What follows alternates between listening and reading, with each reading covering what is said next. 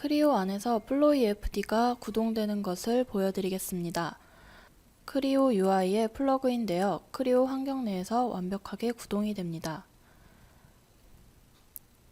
UI를 설명드리면 프로젝트를 만드실 수가 있는 프로젝트 그룹, 그리고 조건을 부여하실 수가 있는 인설트 그룹이 있습니다. 그리고 메시 설정을 하실 수 있는 메시 그룹과 솔빙, 그리고 결과값을 확인하실 수가 있는 리절트 그룹이 있습니다.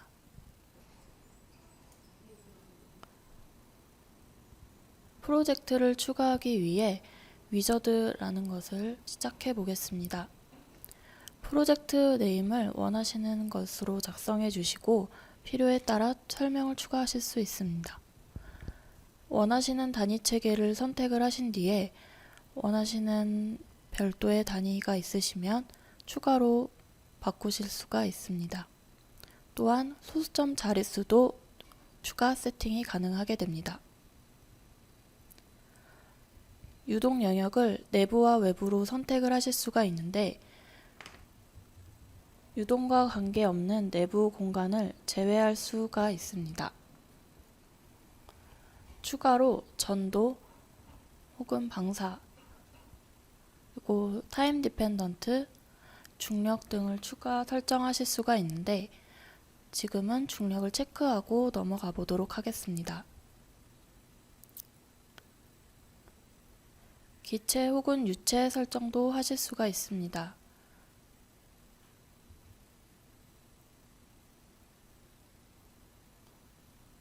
여기서는 에어를 선택하여 추가하여 넘어가 보도록 하겠습니다. 플로우 타입도 선택을 하실 수가 있는데 측류, 난류 혹은 같이 보시는 것도 하실 수가 있고 습도 조건도 추가를 하실 수가 있습니다. 기본 솔리드 재질을 선택을 하실 수가 있는데 여기서는 에폭시로 설정하여 넘어가 보도록 하겠습니다. 벽 조건도 추가하실 수가 있습니다. 기본 온도나 압력 조건을 세팅을 하실 수가 있고 솔리드의 초기 온도 값도 설정을 하실 수가 있습니다. 이로써 기본 세팅이 끝나고 플로이FD 환경으로 들어가게 됩니다.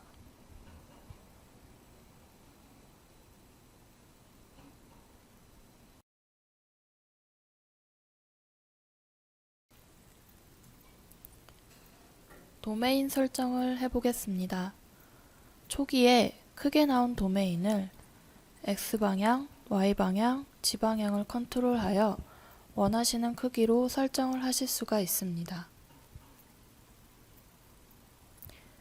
도메인은 육면체 이외에도 원기둥 혹은 구의 형태로도 설정이 가능하게 됩니다. 또한 추가로 정의 편집 모드로 들어가 값을 직접 입력하여 도메인을 설정을 하실 수도 있습니다.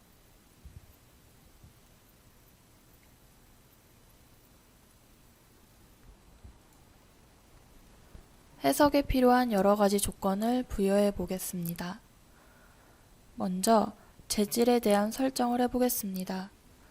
제품에 사용된 PCB에 대한 재질을 추가하는데 먼저 부품 선택을 해주시고 원하시는 재질을 선택을 해주시면 됩니다. 원하시는 재질이 없을 경우 라이브러리를 복사하여 값 변경을 하실 수가 있는데 카피를 눌러주시고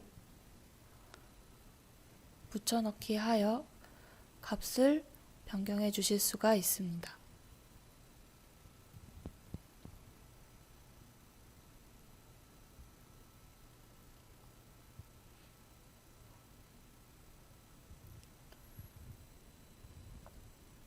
추가적으로 그 외의 재질을 추가해 보겠습니다. 재질 부여할 부품을 먼저 선택을 해주시고 원하시는 재질을 선택을 해주셔서 추가해 주시면 됩니다. 그 다음으로 열이 발생하는 부품에 대한 볼륨 소스를 추가해 보겠습니다. 마찬가지로 부품을 선택을 해주시고 출력 값을 입력을 해주시면 되겠습니다.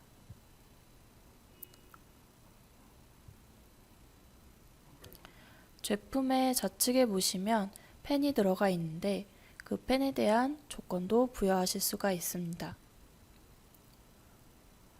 펜의 타입을 설정해 주시고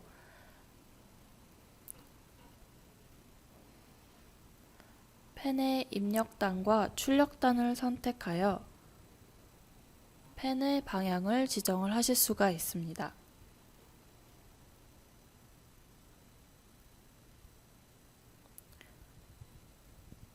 펜의 타입은 라이브러리에 있는 제품을 선택해 보겠습니다.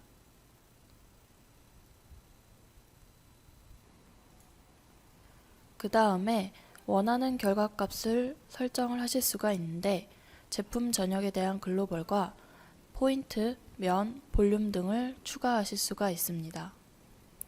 먼저 글로벌 꼴을 추가하여 전체적으로 가장 높은 온도값을 확인할 수 있도록 합니다.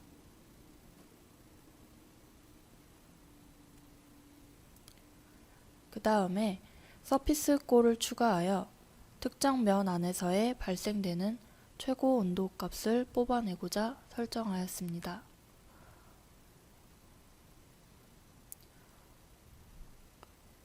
값을 뽑아내고자 하는 서피스를 선택을 해주시면 됩니다.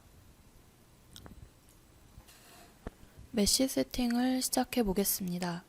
메쉬는 전체적으로 메쉬를 나눌 수 있는 글로벌 메쉬와 부분적으로 메쉬를 나눌 수 있는 로컬 메쉬로 구성되어 있습니다. 먼저 글로벌 메쉬 설정을 보시면 기본적으로 자동으로 설정이 되어 있습니다. 간단하게 레벨 값 조정을 통해 세팅을 하실 수가 있습니다. 그리고 클로즈 씬 슬롯이라는 기능을 통해 부품 사이 벌어진 갭을 무시하여 해석에 영향을 주지 않도록 설정이 가능하게 됩니다. 수동 메쉬 설정을 할 경우 X, Y, Z 방향의 격자수를 설정하실 수가 있습니다.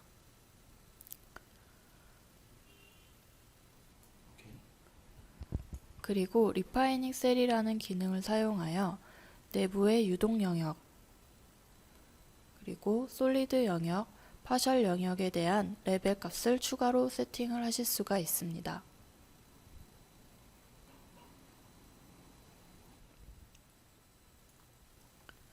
메쉬 설정을 완료하고 솔빙 작업을 시작해 보겠습니다. 솔빙 작업을 함에 있어서 메쉬 결과물만 확인하실 수가 있습니다. 또한 유동에 대한 해석도 같이 하실 수가 있습니다. 그리고 CPU에 대한 코어의 개수를 선택해 주실 수가 있으며 타 PC를 추가하고 그 PC에 대한 리소스를 활용하여 해석을 하실 수가 있습니다.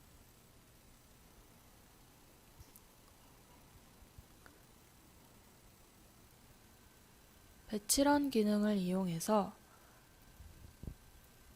만들어 놓은 여러 가지 프로젝트를 일률적으로 솔빙이 가능하며 이 또한 타 PC의 리소스를 활용하실 수가 있습니다.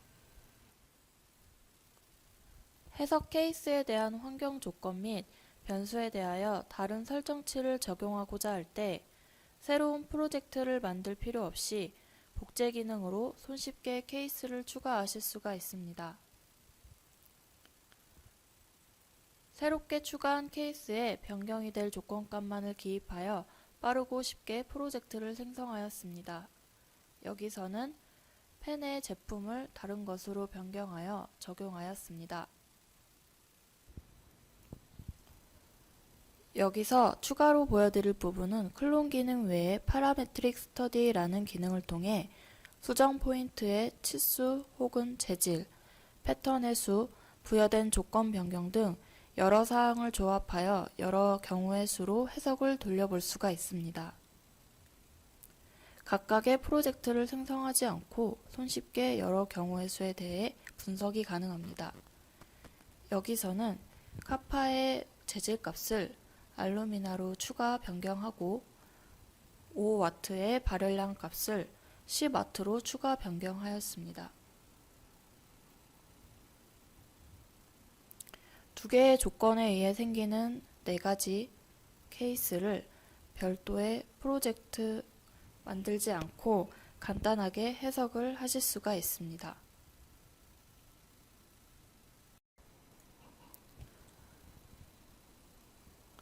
사전에 해석을 진행한 데이터를 불러 결과를 검토해 보겠습니다.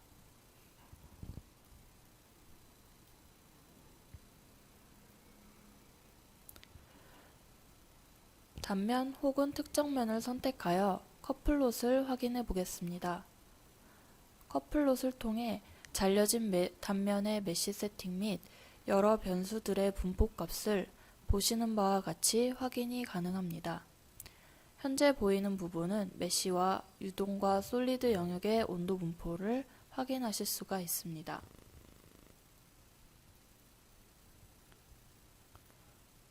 다음으로 서피스 플롯입니다. 측정을 하고자 하는 부품들을 추가로 선택을 해주시고 결과값은 컨투어, 아이소라인, 벡터 등으로 설정을 하실 수가 있습니다. 측정하고자 하는 부품들의 외부 열 발생 값을 색상을 통해 확인할 수 있습니다. 유동의 흐름 궤적을 확인해 보겠습니다. 펜을 통해 유입되는 공기의 흐름을 이처럼 확인이 가능합니다. 이를 통해 난류가 생기는 영역이 있는지, 공기의 흐름이 어떻게 되는지를 확인할 수 있으며 이에 대한 결과는 동영상으로 내보내기가 가능하게 됩니다.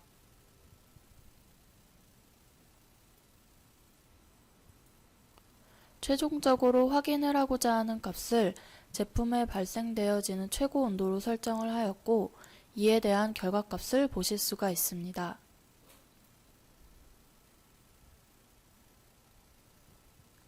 이러한 결과치는 하나의 프로젝트가 아닌 해석되어진 여러 프로젝트의 결과를 비교해 보실 수도 있습니다. 컴페어 기능을 통해 각 프로젝트별 부품의 최고 온도를 검토해 보겠습니다.